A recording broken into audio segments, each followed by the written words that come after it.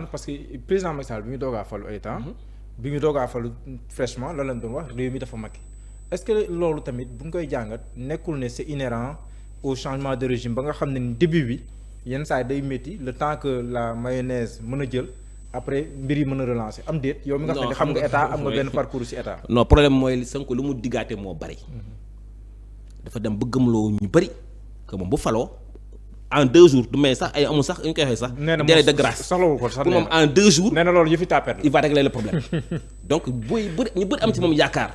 et c'est normal mais li ñu gis mooy mais le pays est à l'arrêt man nag du ma waxantu man tu may wax xam-xam laay wax. parce que munoo ñëw tey jii arrêter les beaucoup de chantiers dans ce pays là beaucoup de zones aujourd'hui le BTP aujourd'hui il y a plus de 150 000 emplois qui sont à l'arrêt. Des chantiers beaucoup dans sur le littoral notamment. Oui, le littoral bi ak beaucoup de zones qui étaient en construction. Oui, xam nga le BTP mooy tirer croissance d'un pays. mooy le secteur c'est très grave public. C'est une mesure extrêmement grave parce que mi ngi bëgg a yàgg 4 mois voire 5 mois ñu jëm léegi où vous arrêtez tous les travaux de manière vraiment abusive aussi parce que c'est fondé sur aucun droit parce que ñu bëri ñoo xam ne am na ñu bëri ñoo xam ne ils ont leur titre foncier ils ont leur autorisation de construire on arrête au seul motif qu'on fait un audit non vous pouvez faire votre audit. xool si li ngay xool bàyyi gars yi liggéey bu ñu paree yow fekkee nit ki tabax na lu mu war a tabax mais mu démolissé parce que il construit non loolu moo gën a dramatique parce que non nit ki fekkee da ngay tabax à tes risques et périls booy tabax sur la base de faux documents par exemple li xewoon si Tobago loolu c'était dramatique mais c'est des faux quand c'est du faux il y a un délit loolu mais loolu mën na déboucher sur un drame social inqualifiable. Vous ne pouvez pas empêcher 150 000 personnes ñu xëy tey est-ce que comprendre est-ce que gis nga la conséquence au niveau ci gaal yi gaal yi tey fu mu bëree même yéen balaa ngeen fii jóge Takarnaase woon na mais gis nga non jamais. Takarnaase woon na jamais ba nu leen tur baaraam. na xaaral naan la moo tax doo leen si wax. xaaral jamais dans l'histoire du pays. oui musañ egg niveau bi non dañuy wax man je suis objectif man je suis pas un opposant mais je suis objectif bu ñu defee lu baax dama naan def nañ lu baax bu ñu defee lu bon ma def nañ lu bon mais y a des drames y a un drame qui se trame dans notre pays là depuis des mois finalement les Sénégalais commencent à devenir indifférents. mais parce que taux niveau bu ñu egg fi tey jii tey maa ngi jaale vraiment waa Diankémaha arrondissement Diankémaha dans le département de Goudiri. 50 personnes ay jeunes ñëpp périssent en mer comme ça keroog bàkki démb vraiment nga ne jaale seen famille jaale dëkk yi toutes les communes qui sont concernées di jaale famille yi jaale maires yi te ñu ngi xaar ba les autorités ñu ñëw foofu nag quand même maa ngi lance appel nañ dem jaale ji famille yooyu. parce que c'est tout un arrondissement voire même un département qui est touché aujourd'hui dans le Goudiri. et loolu mais du ko waral parce que les jeunes malheureusement amuñu ici loolu dañ ko fi yàgg a wax loolu tax moo grave loolu tax gouvernement Sonko c'est un gouvernement boo xamante ne boo xam ne Sénégal du ñu leen may dara en fait parce que yëpp dañ ko fi wax parce que wax yomb na trop naan yaay crise xale yaa ngi dem géej Barça parce que xale dañuy dem géej parce que dañuy sàcc dañuy luubal alal réew mi xale dañuy dem géej parce que simplement si pétrole dañ ko sàcc jaay ko maa ngi ci ñëwaat ana pétrole bi ñu ngi koy jaay ñu génn wax ñu fu ñu toll si pétrole bi nañu wax neen pétrole dafa lëndëmoon dañu ko sàcc jaay ko ay 400 000 ak yooyu dañu wax ci waxu pétrole bi premier baril génn na fu ñu ci toll ñaata baril lañ jaay ko boobu ba léegi ana xaalis bi nañ ton foofu sénégalais yi am accident yi gis ci transport bi fii soo le pays à l'arrêt ay pays en crise transport mi wax ni accident yi du ma ne accident dafa gën a yokku mais ba léegi mi ngi Takarnaase loolu c'est la réalité mais léegi quelles sont les solutions lan la El Malick mon ami El Malick ministre de transport moom tam temps yii nelawul parce que dafa yenn loo xam ne moom attanu ko transport aérien transport terrestre infrastructure c'est très compliqué pour lui c'est impossible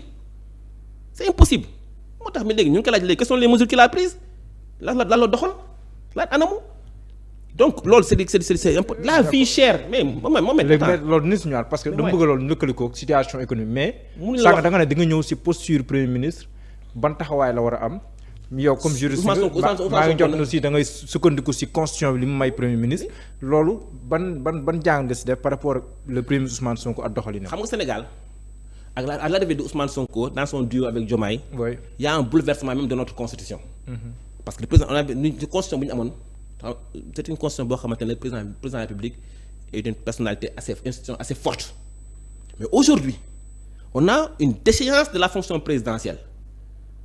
On a comme un roi sans pouvoir et c'est l'exercice du pouvoir est exercé par le Premier ministre qui même des fois outrepasse parce que un Premier ministre qui ne fait pas de DPG qui ne fait pas de déclaration de politique générale soutenu par le président de la République loolu rek doy na wane nag effectivement on a une présidence de la République je parle d'une institution là wax l'institution aujourd'hui c'est affalée devant le premier ministre ce qui est anormal c'est loolu dérèglement institutionnel la indi tey jii le pouvoir se trouve où c'est pas au palais le pouvoir se trouve à la primature qui même pose des actes de diplomatie yi nga xam ne loolu qui compétence exclusive du président de la République la. yow sax daan nga recevoir ay diplomate loolu du dara. il faut des actes de diplomatie. maanaam bokkul ak diplomate bokkul ak recevoir des diplomates. maanaam ban acte li may wax boo xam ne nii quand le premier ministre se prononce sur Thiaroye 44 au moment où le président de la République se trouve en France.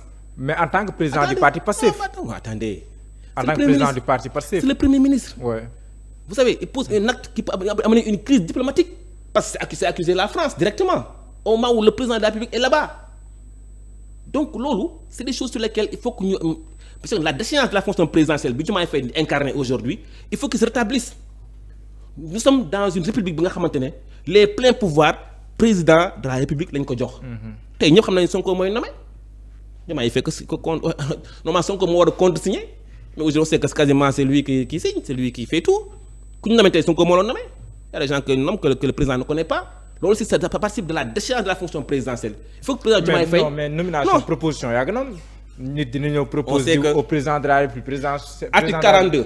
nommé ko parce que te xam nga ko sax mais loolu moom yàgg na am. article 42. oui de la constitution nee na le président de la République détermine la politique de la nation. oui tey jii Sénégal boo dem ci mbedd bi sax boo ko laajtee. daanaka Ousmane Sonko mooy diriger réew mi parce que effectivement volontairement il y a une déchéance de la fonction présidentielle.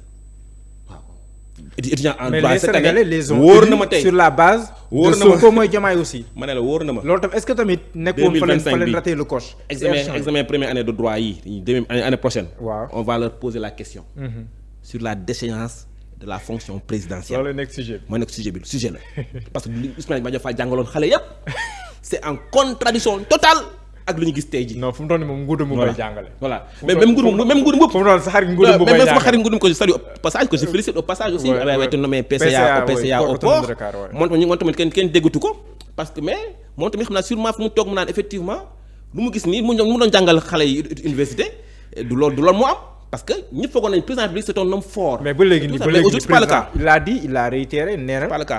aux yeux de la constitution le premier ministre pratiquement amul benn pouvoir il a dit te nee na c'est impossible si c'est une organisation bi ñu am nii que le premier ministre mën a am yenn pouvoir c'est impossible à l'état actuel il l'a dit. en tout cas il y a le pouvoir de fait et le pouvoir de droit aujourd'hui de droit pouvoir premier ministre amul pouvoir devant le président de la République. mais de fait c'est le président de la République qui n'a plus de pouvoir le pouvoir est à primature et en plus boo xoolee sax premier ministre qui ne fait pas de DPG France ba ki dem bii lañ am premier ministre. il a déjà fait sa déclaration politique générale.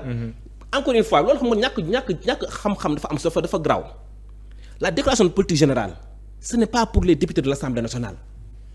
mais DPG bi aussi. DPG c'est pour le xam peuple nañ ko mooy ñàkk déggoo diggantement assemblée. DPG mais règlement intérieur bul occulter aussi loolu. waaw ma ne la règlement intérieur bi ak yooyu noonu yëpp tamit yooyu yëpp jaaral si diggante bi. déclaration de politique générale c'est dans la constitution. kenn on l'a pas assorti de conditions. kenn waxu la dañ koy wax dañ koy def su fekkee assemblée yaa majorité wala amoo majorité su fekkee règlement dafa am problème wala amul problème c'est pas ça la constitution dit que le premier ministre doit c'est impératif c'est une obligation pour moom mu def déclaration de politique générale mais un premier ministre qui fait pas déclaration de politique générale appuyé par le président de la République qui trompe l'Assemblée nationale non vous faites ça le 13 mu wóor na yow le 12 di nga ko dissoudre mais événement boobu c'est un acte grave dissolution c'est un acte très grave parce que la première fois mu am Sénégal. waaw mais c'est prévu aussi. nous sommes dans un pays boo xamante ne kay tey jii lépp lu mu waroon mën a ne.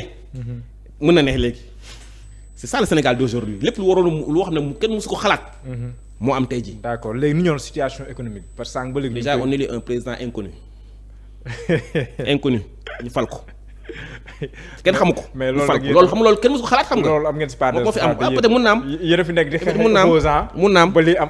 mun na am léegi ñu ñëw situation économique bi maître le premier ministre ak gouvernement am génn wax ne que yéen da ngeen doon falsifier ay chiffres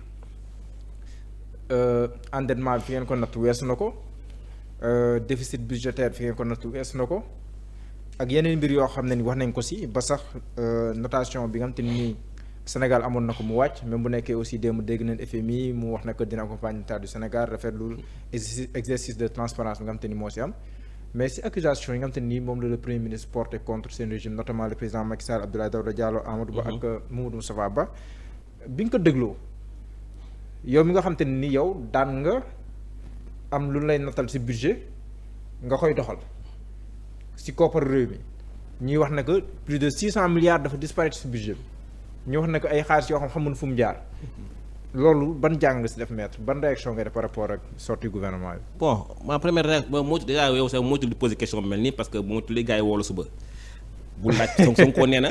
kon woote bi àgg na foofu Ousmane Sonko dafa ne bu muy def